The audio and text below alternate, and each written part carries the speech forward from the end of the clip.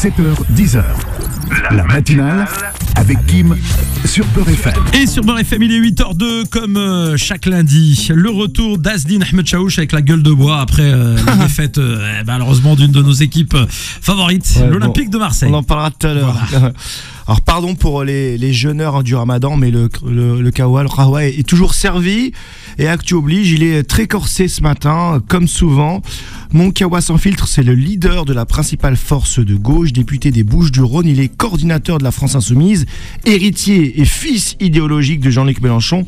Manuel Bompard, vous êtes bien installé, ça va ? Ça va très bien, bonjour à toutes et tous. Et j'ai déjà une première info exclue, je savais ce que vous faisiez hier soir. Vous étiez au foot à l'Urban. Avant de regarder le match. Oui, mais c'est vrai. Voilà. Ah, vous avez gagné votre match ou pas ? C'est mes sources sont pas, je l'ai vu dans le vestiaire. J'ai gagné mon match, mais celui d'après on l'a perdu. Ouais, 3-1, mais bon, ils n'ont pas démérité. Mais avant mon Kawa brûlant, évidemment, on a plein de choses, plein de questions à vous poser, des sujets malheureusement tendus. C'est en réalité une question assez simple à laquelle je vais me confronter ce matin. Que fait le parquet de Paris ? Dort-il ? Fait-il la sourde oreille ou estime-t-il qu'un appel à brûler une ambassade, celle de l'Algérie, ce n'est pas assez grave ? Vous l'avez compris, je vais revenir sur l'affaire Louis Sarkozy. Je le rappelle, dans Le Monde daté du 14 février 2025, le fils de l'ancien président de la République a balancé en toute quiétude dans les colonnes du journal, sans que la journaliste ne relève la gravité de sa phrase. Si j'étais aux manettes et que Sansal était arrêté par l'Algérie, je brûlerais l'ambassade, je stopperais les visas et j'augmenterais de 150% les tarifs douaniers. Alors, cette phrase n'avait pas ému grand monde en France au départ, à part nous sur Beurre FM.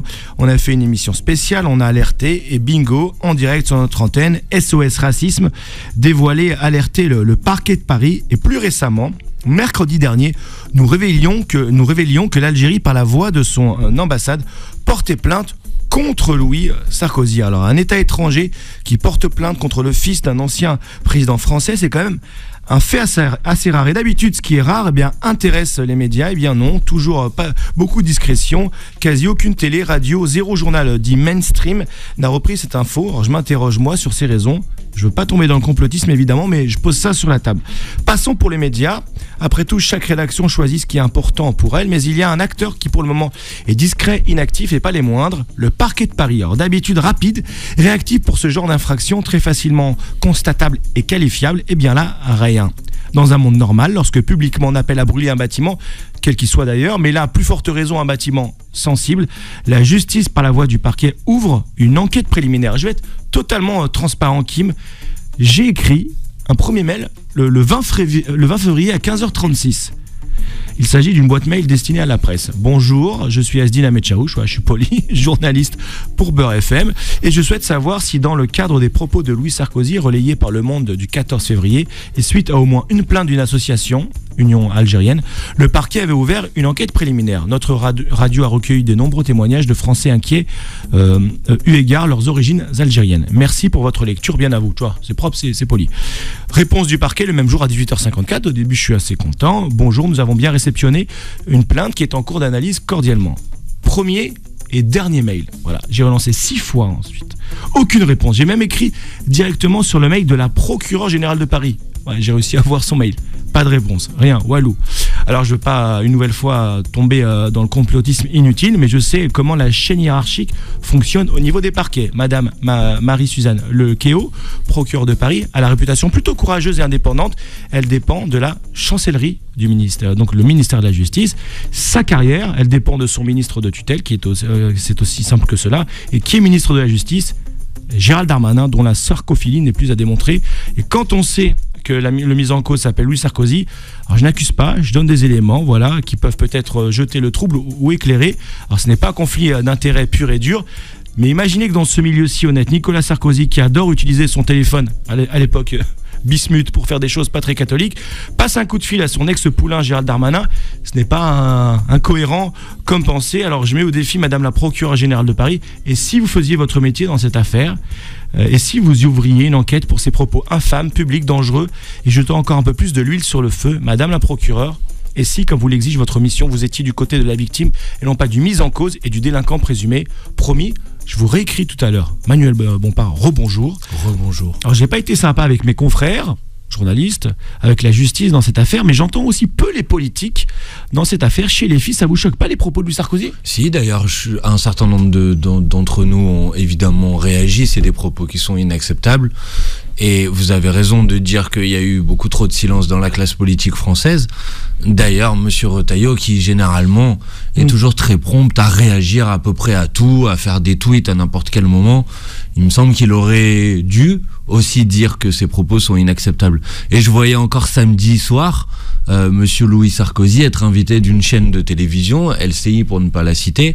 Peut-être que là aussi on aurait pu lui poser la question de savoir s'il regrettait ses propos, s'il les retirait, s'il avait quelque chose à dire sur ce sujet.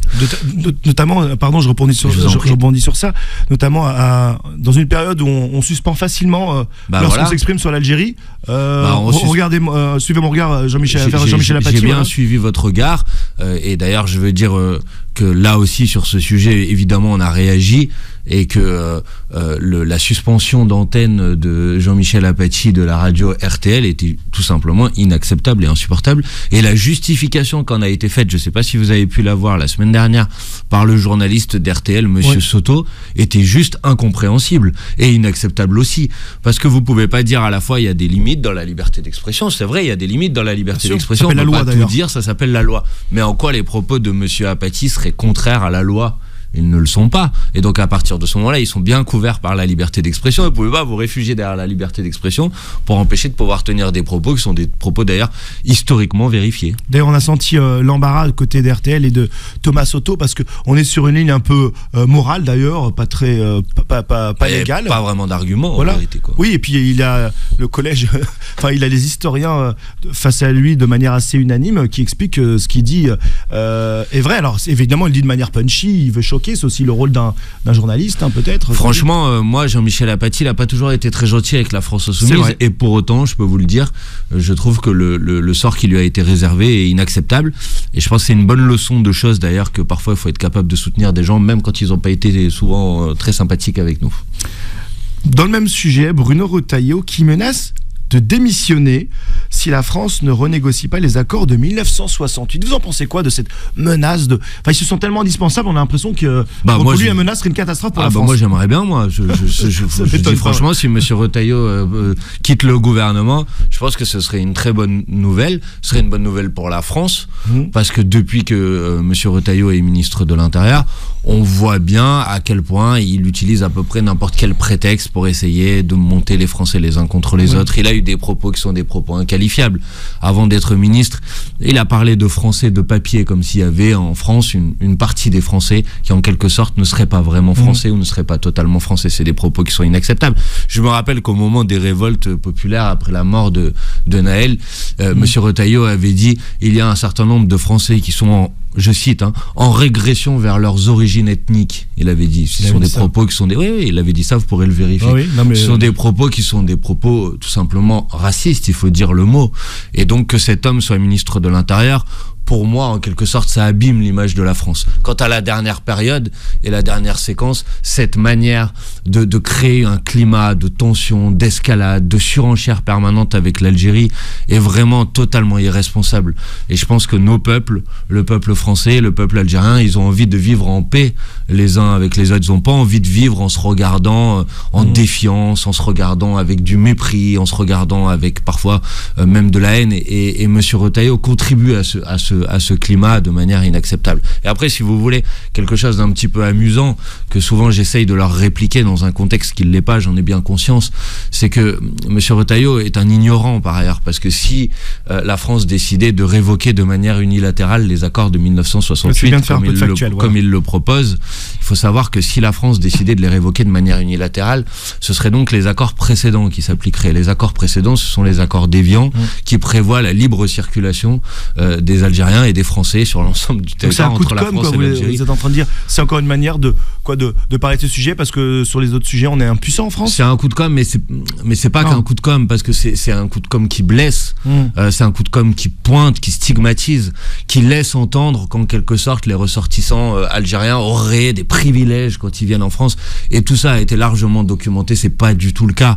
Sur certains sujets, sur certaines dispositions, il y a des dispositions qui peuvent être plus favorables à des ressortissants algériens en en France, mais sur d'autres sujets, il y a des dispositions qui sont moins favorables. Donc cette manière, et puis c'est le résultat de l'histoire aussi, de notre histoire. Donc je trouve Monsieur Retailleau est un irresponsable qui fait beaucoup de mal en fait à l'unité du peuple. Et moi, j'essaye toujours de défendre l'unité du peuple. Et justement sur ce sujet, j'ai entendu une phrase qui revient souvent. D'ailleurs, je crois que la dernière fois que je l'ai entendue, c'est Michel Onfray qui a dévié totalement à l'extrême droite. Cette phrase, c'est dire, pardon, le danger aujourd'hui, il vient pas de la Russie, mais il vient de l'Algérie. J'ai vu cet élément de langage là qui ressort en boucle. C'est insupportable. J'ai vu Marine Le Pen dire le danger ce n'est pas la Russie, c'est l'islamisme. Oui, Marine Le Pen c'est islam tout le temps sur tous les sujets. Non, le danger pour la France aujourd'hui, c'est les difficultés sociales. Le danger pour la France, c'est cette manière de fracturer le peuple. Le danger pour la France aujourd'hui, c'est la montée de l'extrême droite. Le danger pour la France, c'est d'essayer de trier, de classer les Français en fonction de leur origine, de leur couleur de peau. Ça, c'est le danger pour la France. Et ces gens-là, Madame Le Pen, Monsieur Onfray, Monsieur Retailleau, en vérité, ils ont rien de républicain, ils ont rien de ce qu'est l'histoire de France, à essayer en permanence de nous diviser. Et voilà, nous on essaye de lutter contre ça, de résister face à ça. Je dis pas qu'on fait tout bien, mais je dis pas qu'on fait tout bien, mais je pense qu'on a besoin, nous les Français de manière générale, quelles que soient leurs origines, de nous mobiliser justement pour l'unité contre tous ceux qui veulent nous diviser et nous fracturer. Et de ce point de vue-là, j'en profite. Samedi, il y a une grande marche contre le racisme, contre l'extrême droite. C'est la deuxième partie après la pub, parce que c'est le ramadan, faut manger, c'est le cas de le dire, même si on fait le jeûne. Alors, pas tout de suite, hein. Voilà, non, expression. Si les mecs, imagine, ils écoutent tellement la radio, ils mangent. Alors, je ne suis pas le muezzin. Attendez, Imam Abdelali Mamoun sort de ce corps. Merci beaucoup. Imam Ahmed Chaouch. Notre invité ce matin, Manuel Bompard. Allez, on va rentrer dans le vif du sujet, même si tout à l'heure, on a déjà quand même évoqué des gros sujets, mais vous appelez avec des associations à une marche samedi prochain contre l'extrême droite et ses idées. Alors déjà, première question, est-ce qu'une marche c'est suffisant ? C'est jamais suffisant évidemment, mais il faut bien faire des choses, il faut bien apporter une réponse à un climat qui est quand même, je pense beaucoup de gens à mon avis qui nous écoutent le ressentent, qui est un climat de plus en plus oppressant, de plus en plus inquiétant. On a évoqué tout à l'heure la multiplication des propos insupportables de Retailleau et d'un certain nombre de membres du gouvernement. Je vous rappelle que Monsieur Bayrou voulait ouvrir un grand débat autour de l'identité nationale, la remise en cause, y compris du droit du sol qui était dans les cartons. On a assisté il y a quelques semaines à des scènes qu'on pensait ne jamais voir en France, de groupuscules nazis dans Paris qui crient Paris est nazi, qui poignardent des gens. Bref, malheureusement, le contexte international est aussi dominé par ça, avec l'émergence de Trump aux États-Unis et d'une forme d'international fascisme. Je pense que tous ces éléments-là, ils nécessitent une réaction populaire, et c'est l'objectif de ces manifestations qui vont avoir lieu samedi. Il y en a déjà dans plus de 100 villes en France, sont à l'appel de syndicats, d'associations, de collectifs, et puis la France Insoumise les soutient évidemment. Et moi, je vous invite toutes et tous à y participer, parce que je crois qu'il faut se faire entendre, je crois qu'il faut réagir. On peut pas laisser ce climat s'installer sans donner l'impression qu'il y a des gens en France qui ne l'acceptent pas et qui veulent dire stop. C'est fou de se dire qu'aujourd'hui, manifester contre les idées d'extrême droite, c'est presque devenu... alors je dis pas marginal, mais on se sent pas dans le camp à la mode. Vous voyez ce que je veux dire, ou dans une espèce de... Avant c'était presque logique, on se dit on va faire sa manif, on va dire avec des idées humanistes. Voilà, c'était un peu un passage obligé pour plein de personnes, des étudiants, quand on a envie de défendre des idées. Aujourd'hui, certains s'excuseraient même peut-être d'être dans ce camp-là. Non, je sais pas si vous sentez. Oui, je comprends ce que vous voulez dire. Voilà. Je comprends ce que vous voulez dire. Après, je pense qu'il faut pas non plus mélanger ce qui peut être le centre de gravité de l'espace politique et médiatique et le centre de gravité du peuple. Moi, je crois pas qu'en France il y ait une majorité des Françaises et des Français qui soient acquises à ces idées, qui soient acquises à la division, qui soient acquises à la stigmatisation.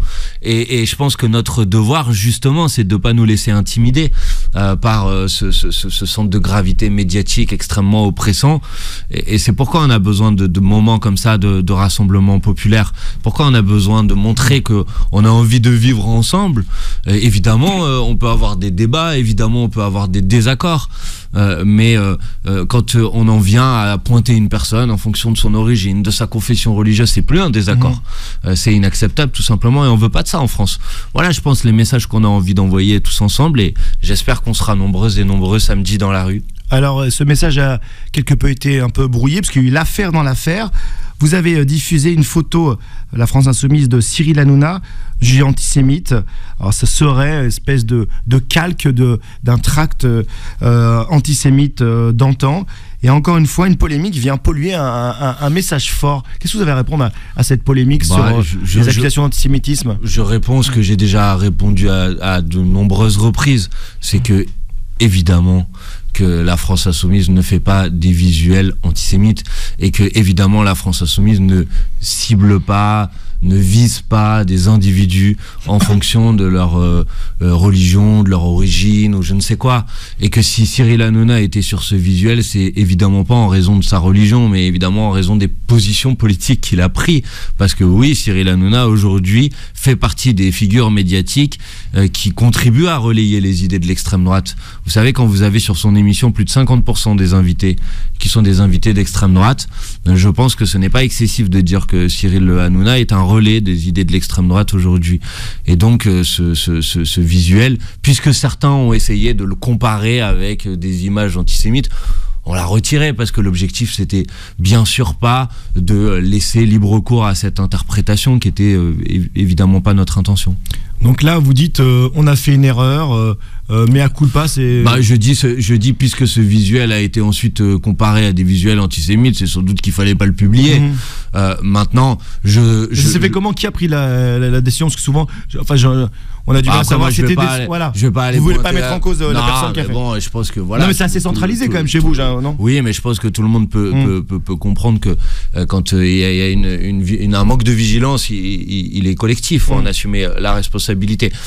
Maintenant, une fois ceci dit, je suis pas naïf et je suis pas dupe sur la manière avec laquelle les accusations en antisémitisme aujourd'hui sont instrumentalisées pour tenter de disqualifier la France Insoumise depuis maintenant des semaines et des semaines, et pas seulement la France Insoumise.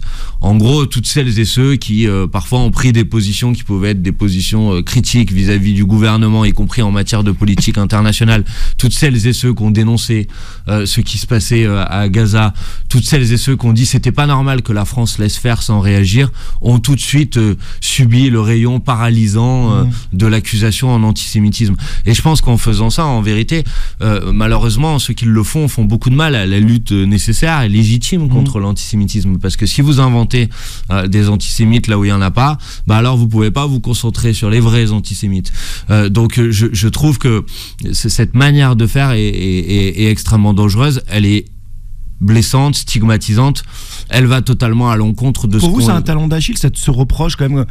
Et d'ailleurs, ça fissure un peu la gauche avec ces accusations. C'est surtout blessant parce que vous savez, les militantes et les militants de la France Insoumise, c'est des gens qui, dans leur histoire, se sont toujours mobilisés contre toutes les formes de discrimination, de racisme, de stigmatisation, et ils ont ça chevillé au corps. Et donc voir à la télévision qu'on essaye de les faire passer pour ce qu'ils combattent, c'est quelque chose de blessant. Maintenant, malheureusement, vous savez, dans le contexte dont on est en train de parler, je pense que la conflictualité, elle est inhérente à cette bataille politique. Donc on vit avec, on laisse brère et on avance. Puis là, ils vont dire, oh, il est venu sur Beurre FM, il fait du clientélisme. Oui, voilà. Bon, oh là là, il est venu prendre des voix. Vous voyez bien, donc... des fois, je pense que qui parle. Moi, je sais pourquoi j'agis, je sais au nom de quel principe, au nom de quelle valeur, au nom de quel programme j'agis, et je continuerai à le faire. Et ceux qui essayent de nous intimider, de nous faire taire, je veux leur dire franchement, vous pouvez vous lever de bon matin si vous pensez que vous allez nous faire peur. Dans le prolongement de ce que vous dites, pour lutter contre l'extrême droite, il faut... C'est mathématique, une gauche forte. Et la gauche, aujourd'hui, elle semble fissurée, voire totalement fracturée. Par exemple, Raphaël Glucksmann, alors, il a dit qu'il était certain de ne pas vouloir faire campagne avec vous pour la prochaine présidentielle. Il semble déjà candidat, il est déjà dans les starting blocks. Ça semble limpide. L'équation, elle semble quand même complexe. C'est-à-dire comment avoir une gauche forte quand, on va dire, les deux courants semblent irréconciliables. Écoutez, en 2022, à la dernière élection présidentielle, il y avait 5 ou 6 candidats de gauche. Et ça n'a pas empêché la France Insoumise, derrière la candidature de Jean-Luc Mélenchon, de faire 22% des voix. Et il nous a pas manqué beaucoup pour nous qualifier au second tour. Donc moi, j'ai toujours dit, et ça a toujours été la position de la France Insoumise, l'union, c'est le chemin le plus court pour remplir nos objectifs.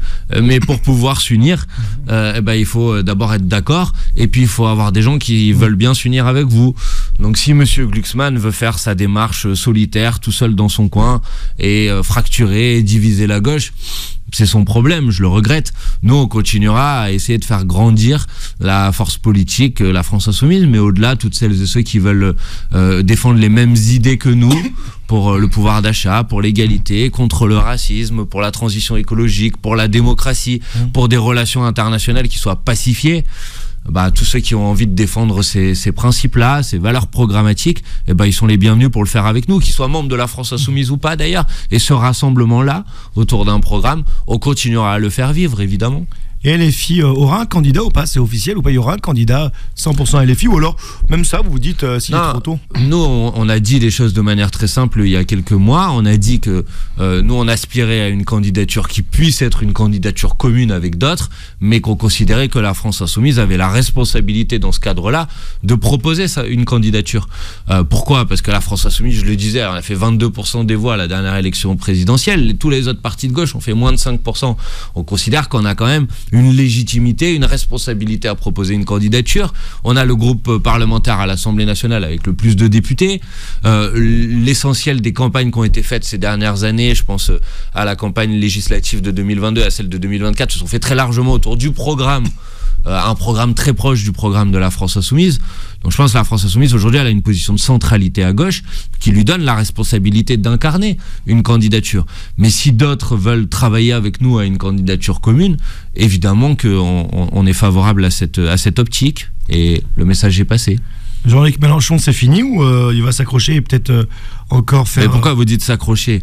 Par rapport à l'âge, là, il en a déjà fait 3, je veux dire, ça s'appelle s'accrocher, la 4e. S'accrocher, en Algérie, quand il y a eu l'ancien président qui s'est présenté une 4e fois, ça avait fait tout un pataquès. Je me permets de poser une question. Non, mais vous avez tout à fait le droit de poser une question.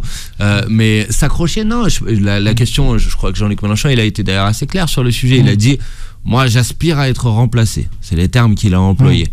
Et donc la France Insoumise, elle... C'est du Mélenchon, hein, c'est subtil. J'aspire à être remplacé. Il faudrait presque qu'il y ait un talent de mon niveau pour que je sois remplacé. C'est un peu... Non? Oui, mais en même temps, vous savez, un candidat à l'élection présidentielle, ça se trouve pas sous les sabots d'un cheval. Hein, donc, pardonnez-moi, mais est-ce qu'il pensait à vous quand il disait ça? Puisque tout à l'heure, vous avez Asdine a introduit en disant que vous étiez le fils spirituel. Ah oui, c'est vrai, c'est vraiment enfin, moi, c'est le chouchou. On l'appelle chouchou. Je vous remercie d'avoir utilisé cette expression, parce que je la trouve personnellement plutôt gratifiante. Mais vous savez, à la France Insoumise, on essaye de faire émerger d'autres figures, et c'est une démarche qui est une démarche collective. Peut-être que j'en fais partie, mais il y a Mathilde Panot qui est présidente du groupe parlementaire, il y a Clémence Guettet qui est députée du Val-de-Marne, et il y en a d'autres. Hein. Je cite celle-là, mais il y en a d'autres, et le travail auquel a contribué d'ailleurs Jean-Luc Mélenchon. C'est pour ça que vous reprenez un peu sur le terme de votre question, parce qu'on peut sans doute lui faire des reproches comme à tout le monde, mais Jean-Luc Mélenchon a quand même contribué à faire émerger aussi cette nouvelle génération politique, et ça je pense qu'on peut aussi lui reconnaître, et donc je pense qu'on est dans une démarche collective d'essayer d'identifier le moment venu, quelle est la candidature la plus performante. François Ruffin, vous êtes fâché avec lui? Mais François Ruffin, il a quitté la France Insoumise, donc puisque vous me posez la question du point de vue d'une candidature de la France Insoumise, il peut évidemment pas correspondre à cette description. Donc non, la France Insoumise, elle décidera à ce moment-là. Ça peut être évidemment la candidature de Jean-Luc Mélenchon si on considère à ce moment-là que c'est la candidature la mieux placée. Ça peut être une autre. Si l'élection présidentielle devait avoir lieu dans quelques semaines, je pense que Jean-Luc Mélenchon serait encore aujourd'hui la candidature qui serait la candidature la plus légitime, la plus pertinente. Alors sortons du champ de bataille politique pour malheureusement aller sur le champ de bataille réel. Parlons un peu d'Ukraine. Vous refusez une défense commune européenne, si j'ai bien compris. C'est pas un peu dangereux comme position quand on sent le belliqueux Poutine presque à nos portes? Je sais pas si j'exagère en disant ça, mais vous allez me dire peut-être que oui. Je pense que oui, enfin en tout cas, je sais pas si vous exagérez en disant ça, mais je pense que dans le débat médiatique, il y a quand même une forme d'exagération dont la motivation, il faut bien la comprendre. C'est ensuite essayer de venir nous imposer des réformes, comme ils disent, qu'on ne veut pas. Regardez, hier, le Premier ministre François Bayrou dit ah bah vu le contexte international, on peut plus parler de la retraite à 62 ans, comme si et donc une manière d'utiliser la situation internationale un peu comme un prétexte. Donc ça c'est juste pour préciser ce point-là. Ensuite, nous, on dit une chose très simple. On dit il faut créer les conditions d'un accord de paix entre la Russie et l'Ukraine le plus rapidement possible, qui doit être une paix juste. Ça peut pas se traduire par le fait que l'Ukraine abandonne tout. Et donc, ça, c'est la position Trump, on va dire. En quelque sorte. Et donc, la France et l'Union européenne doivent créer les conditions de cet accord de paix juste et durable. Malheureusement, par sa position, la France est un peu disqualifiée, elle est hors jeu un peu des négociations, elle n'y participe pas aujourd'hui. Quant à la question de l'Europe de la défense dont on parle, nous on dit que aujourd'hui c'est assez hypocrite parce que vous avez l'essentiel des pays européens qui continuent à se tourner vers les États-Unis, qui continuent à acheter des armes aux États-Unis, et pour avoir une politique d'Europe de la défense, il faut quand même qu'il y ait une unité politique en matière de politique étrangère au niveau européen, et aujourd'hui ça n'existe pas. Vous êtes pour un non-alignement, ça? Nous, notre position, c'est non-aligné. Parfois, on dit oui, la France insoumise, vous êtes pro-Poutine. Maintenant, nous, on n'est ni Trump, ni Poutine. C'est assez simple, on est pour la paix. Vous êtes devenu gaulliste, quoi? On a toujours été dans cette filiation. J'avais beaucoup de choses à reprocher, évidemment, à Charles de Gaulle, au général de Gaulle. J'étais pas beaucoup d'accord avec lui en matière de politique intérieure en particulier. Mais c'est vrai qu'il défendait l'idée d'une France qui soit une France non alignée, qui soit une France qui soit pas directement ou obligatoirement liée aux intérêts américains, et qui a su faire entendre sa voix. Et vous savez, ça dépasse un peu les frontières politiques. Je me rappelle de la guerre en Irak, où je crois qu'on était nombreux en France à être assez fiers de la position de la France à l'époque, qui consistait à dire ben non, nous on n'est pas pour la guerre, et la France avait su en faire entendre sa voix à l'époque. Et là, la voix de la France, on l'entend pas. Et d'ailleurs, vous me tendez à perche, j'avais même pas pensé à cette question, on m'en parlait de candidat tout à l'heure. Est-ce que à gauche, le vrai candidat, c'est pas Villepin? Bon, après, Dominique de Villepin a eu sur un certain nombre de sujets internationaux des positions qui étaient des positions qui faisaient du bien, parce que parfois on avait l'impression sinon d'être un peu seul à les défendre. Je pense évidemment à la situation et au génocide en cours à Gaza, où je pense que Dominique de Villepin était courageux, et heureusement qu'il était là, parce que à droite il y en avait pas beaucoup. Pour autant, après, Dominique de Villepin, ça reste un homme de droite en matière de politique intérieure. Moi, je fais partie de cette génération qui a commencé à faire de la politique contre le CPE. Personnellement, je l'ai pas oublié. Et en disant ça, je cherche pas à avoir des propos désobligeants à son égard. Je trouve que sa voix, c'est bien qu'elle soit entendue, mais pour autant, ça veut pas dire qu'on est d'accord sur tout. Il aura pas encore pris la carte de la France insoumise. Mais après, il est le bienvenu s'il veut, mais il va falloir qu'il fasse quelques efforts. Ça ferait une belle rencontre, Mélenchon-Villepin. Si vous voulez la faire ici, vous êtes les bienvenus, ça nous ferait un coup. Et pour finir, on parlait de Marseille tout à l'heure, vraiment, je sais que le jingle est parti. On parlait de Marseille, vous êtes député là-bas, dans les Bouches-du-Rhône, dans une belle circonscription du centre, on peut dire. Le centre, oui, le centre et le début des quartiers nord, on va dire. Ça va jusqu'à la Belle de Mai à Marseille, pour ceux qui connaissent. Donc magnifique pour ceux qui veulent habiter à Marseille. Non, pas tous, parce que ça fait monter l'immobilier. Et est-ce que vous serez candidat à la mairie de Marseille? Parce que ça y est, là, je vois que chacun commence à avancer ses pions naturellement. Vous êtes là-bas. Non, nous on n'a pas. D'abord, on n'a pas désigné nos candidats à ce stade. N'hésitez pas. Moi aujourd'hui, c'est pas mon état d'esprit. Je pense qu'il y a d'autres figures à la France insoumise à Marseille qui peuvent porter, par exemple,